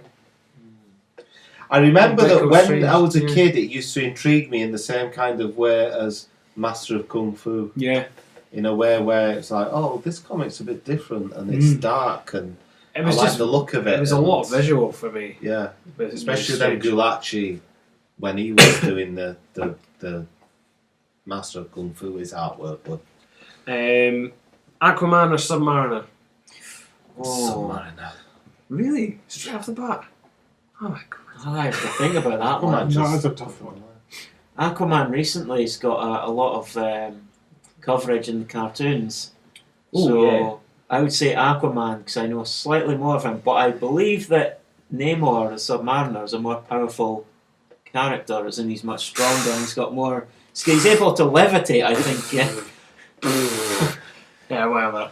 but I'll still go with with Aquaman I'm going with Aquaman, definitely. because I don't Oh, think Aquaman. it's easy to make a comedy character out of the Submariner, but it seems to be quite No, easy true. to do that with Aquaman. Although he is one of the defenders, so that is Who? something. Submariner. Submariner, yeah. They have them dressed in a leather coat these days. I'll just go Aquaman. It was kind of Yeah, soft. Submariner. Sure? It's often yeah, No. leather coat. What's he got a coat on? I'm He just not, had some green it was speedos raining, you know. before. Who's gonna go wet? Beano or Dandy? Dandy, Yeah, Dandy. Desperate Dan beats them all. Dandy. I like them both, but I read the Dandy was like I was 6 or 7. The Beano in my mind was like I was about 10. You know. 10 was like more grown up than the Dandy in my mind. I mean, I don't know what I was thinking, but that's so the Dandy's more hardwired in. Right. I liked the Beano as well, Mm. but that was I don't know. Dennis the Menace. It was almost like, why is he the good guy? I get I that. was almost like, why is he? But he in, that's the thing. Because 'cause he's he in, really he was yeah. a bastard. Yeah, So that always confused me. Why have they made a comic where the horrible kid that picks on the other kid is the Yeah. one we're rooting for? That was And like, Yeah, it's and like, in the there old was a days, the tension. comics were they had him as a real thug. Because nowadays they got to control what he can do. Well, I so don't he is know. he's more softy himself. but he now. did used to get a spanking, didn't Yeah, by his dad. he? Yeah. He'd get Just caught like and get a your lad spanking. did. So even though he Because did you do bad used things, to have in the Dandy Bully beef and chips. Yeah, But I Bully remember was that. definitely the bad one. well, Yeah. he- You Well, were he'd on- often get his you were on comeuppance. Chip's side. It's because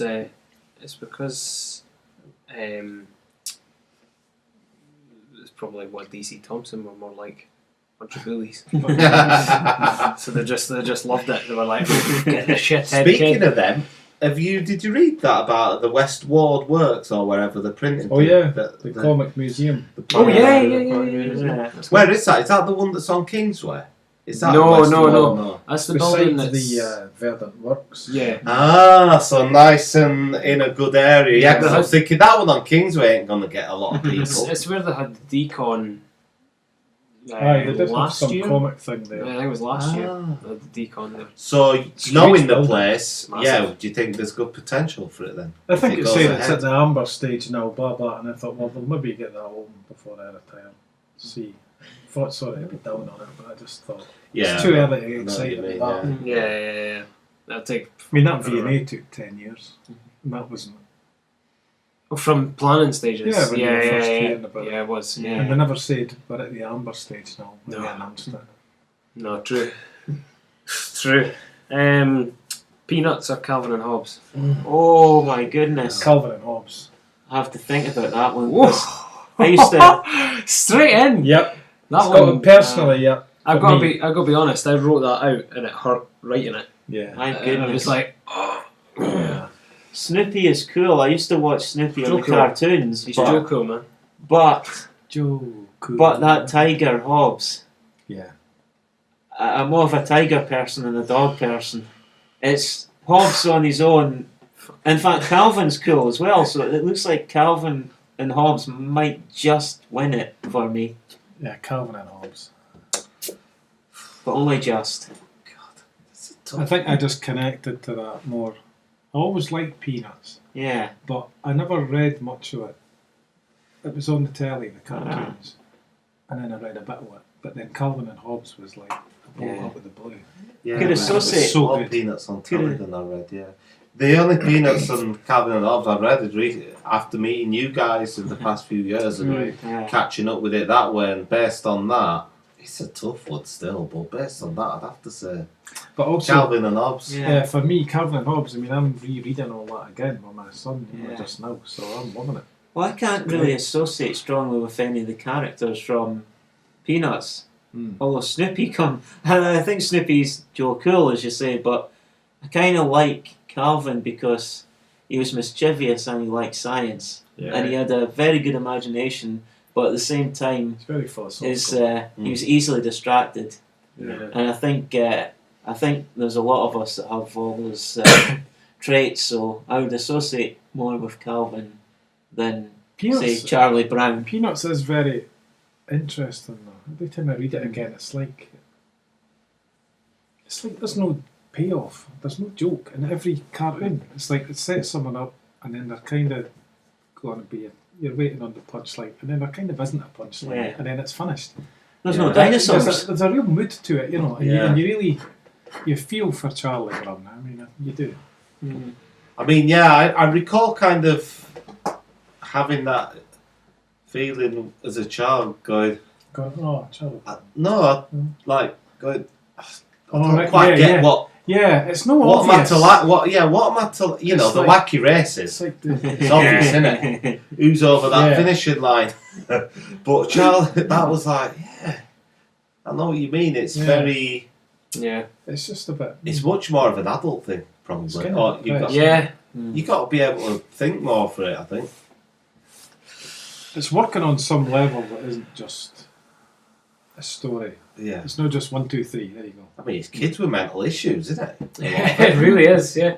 Whereas Calvin and Hobbes is just having fun, innit? It's just imaginative. Just going for it. Well, he's frustrated us with everything as well, though. Life. Everything. He's learning Yeah. about it though. Yeah. Yeah. Yes. Whereas the kids from Peanuts, Yeah, they're like- they know it already. They're defeated. Yeah. All the Yeah, adults. exactly. Yeah, that's it. They're so much. They're, Yeah. they're so much done with it that they feel that all the adults just talk to them like fucking trumpets. Yeah, it's great the way the adults are even in it at all. Oh, is that how it's right?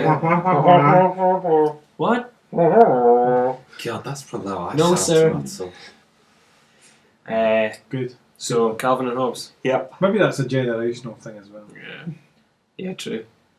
Because you read about it, and like when Peanuts started, the fact you had a dog in it that was like thinking and talking and stuff, that was just like mind blowing. You know, he came up with that stuff and put it in a comic. You know, oh my god, the dog's thinking. You know, that was. Whereas we just that's new. Yeah. Very true. It's also from his own childhood, Charles Schultz, because he drew in the little red-haired girl because he based her on a lassie he fancied at school. But when he got his bravery and asked her out, she said no. But she knew afterward that he based. But she knew afterward that he based that character on her. So she was actually being interviewed for a documentary, and she was like, "Yep, I said no, but he still made a really nice character of me." That's what she said. That's nice. Love and Rockets or Bone? Oh god. I don't think I can answer that because I don't think I've read Bone, and I've only read that brief bit of Love and Rockets. But why would you make them Why would you put them in there? Yeah, because just in general. Okay. I'll go Love and Rockets. There's not actually I've a got lot to. that can compare to Love and Rockets. No, Me too, because Love and Rockets. Bone I is read a little bit absolutely about it, amazing wasn't- and brilliant, but Love and Rockets just covers so much more of life. You know. God. That's Luba. Yep. yeah. So Love and Rockets. It's got to be. Yeah. I don't like to put anything above Bone because Bone is like world class top 10 for me. It really is. Yeah, it's good. I'm gonna have to say Bone.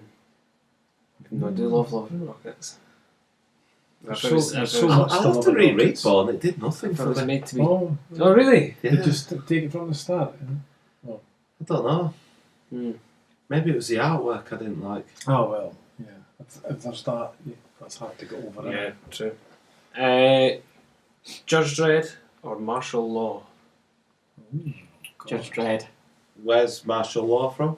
What's that from? Is that in Well, it's 2008? DC That was his now. own comic. That was his own thing. It's DC now. I've not read it. Have you not? Pat Mills. Martial law is So I'll have to say brilliant. Judge It's Dredd. like a satire. It's an absolutely. It's. I just always think of that one It's with so the mental awful. patients. Yeah, the mental asylum with all the superheroes in my it. It's God. just, it's absolutely to be my god. Who did it? Who Straight did out the it? window. Who did it? And it's Pat Mills. it's Ant-Man in the same picture, like they've all fallen out of the skyscraper and they're all going towards the ground, but they're all just. And he's like, to me, my board. You know, so They're all thinking they're like Ant-Man's at the Marvel bottom like characters. that. He's not worried. He knows the ants are going to catch him on the ground, you know. And then it's like the last And panel. it's they're all just awful. fucking. And every time God. that Captain Is it a America- comedy then? Oh, Yeah, it's a satire. Yeah, it's a satire on superheroes. Oh, it sounds funny. I've Oh, never read it's it. absolutely brilliant. It's fucking so brilliant. good. Is it old? Yeah. Do you know what it is now? Yeah. It's like from the 80s to 90s. I'm going to have to look And at it's it. Kevin I've O'Neill. got it, Ned. You get a Kevin good O'Neill, collection yeah. of it. Kevin O'Neill Oh. drew it. You know, You that's get, you get a good collection of it for next to nothing, really. yeah, there's a good hardback. Yeah. They collected most of it. Actually, if you ever see Pat Mills at a convention, he's usually got it. Or 2000, any 2000 AD things, it's normally sitting Right. ready to go. It's so good, but Judge Dredd's pure, is he? Pure, he's just pure. Yeah. Plus, I read him when I was a kid. Yeah. I just thought he was so. I am the law man. You know what I mean? It's just like he's funny, but he's so serious. Still couldn't get over that fucking shoulder thing though. The Get in eagle. the way. Big. The Get eagle. The He was padded the- yeah, job yeah, is the whole just culture. get in the way. I was like, yeah, you're hard as nails, but I'm What about not Judge convinced. Deaths when he's wearing his pterosaur on his shoulder and he's like, was it the ribs from some steakhouse on his other I shoulder? always thought them bad judges were quite scary. Like Yeah, Yeah. the apocalypse Yeah. ones. Judge Deatham. Yeah. That's a tough one, man. I'm struggling to answer that. I would go for Judge Dredd mostly because I don't know martial law that well. I'd go with Martial Law. Even Martial though law is so good. I love Judge Dredd, but Yeah. Martial Law was hilarious. You really want me to, really That was making great. me want to go and find a copy of martial law. It was just so funny. Like, because at the very start, you're kind of reading it thinking like, oh, is this a bit Is this just a bit kind of gritty? Like he's Yeah, just got a I didn't like grudge it or at first. something. Yeah, See the first few issues, I was Yeah. like, yeah. but And then it sort of clicked in my mind, and I went, oh wait a minute, yeah, Is exactly it a bit the like same. The Boys, but less graphic? Or the boys. No, not at all. Totally different. Totally different. And martial law goes out in like it almost looks like a gimp suit.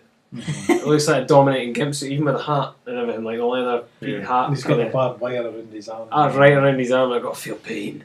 It's so funny.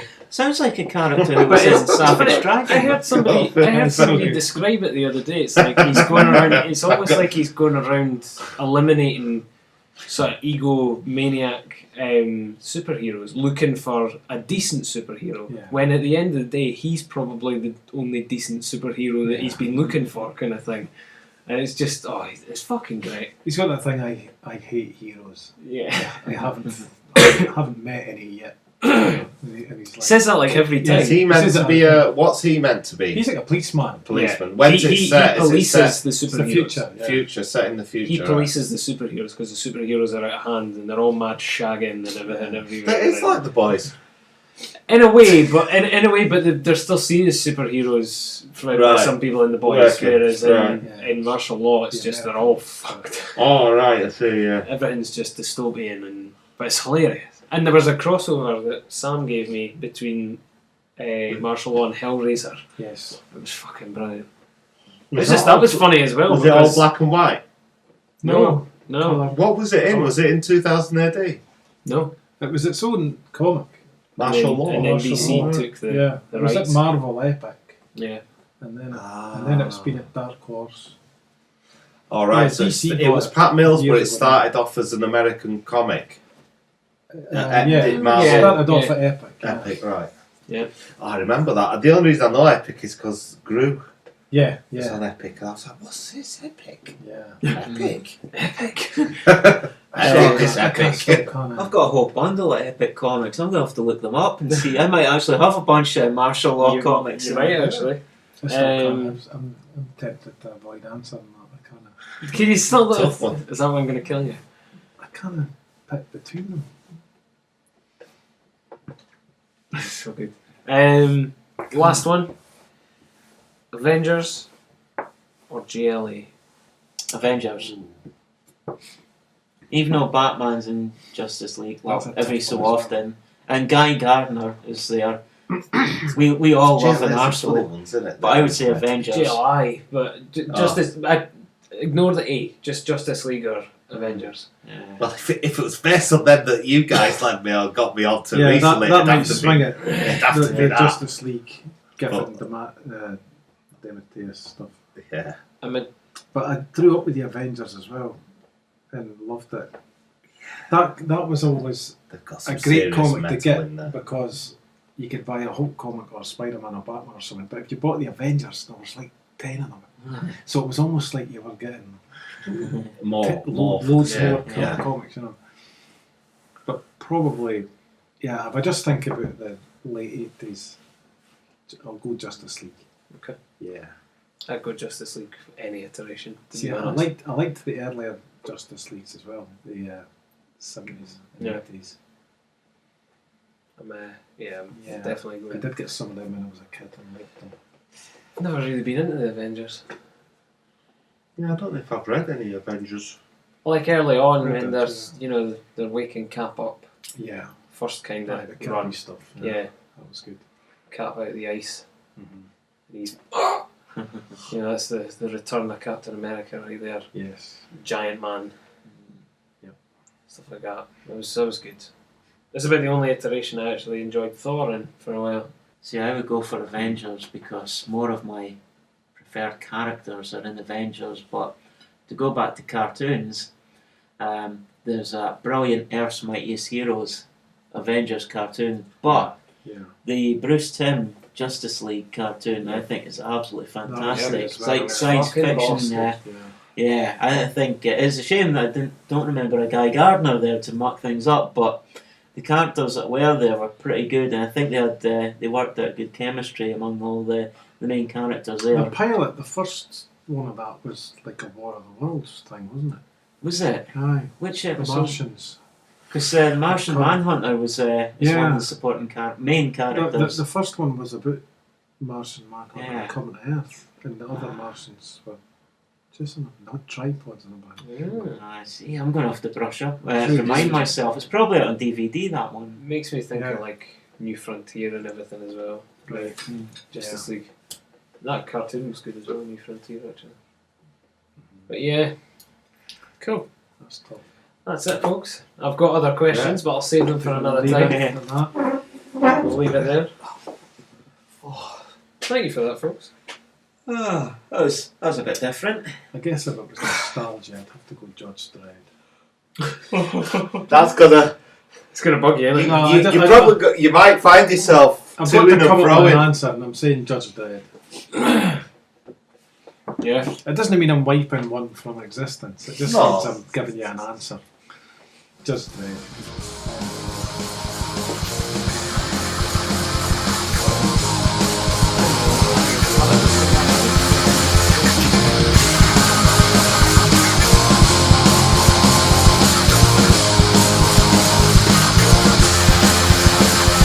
To send us any comments or questions, or just to say hello, you can reach us by email at thatcomicsmell@gmail.com. We're also available on Instagram and Twitter at thatcomicsmell. Share the podcast with your friends and followers. We're available on YouTube, SoundCloud and iTunes. And don't forget to rate, review and subscribe. Thanks for listening. Our music is by Chart Smasher, aka John Adam. You can find John on Twitter at JohnEdam, and you can buy the track Dial Up on Bandcamp.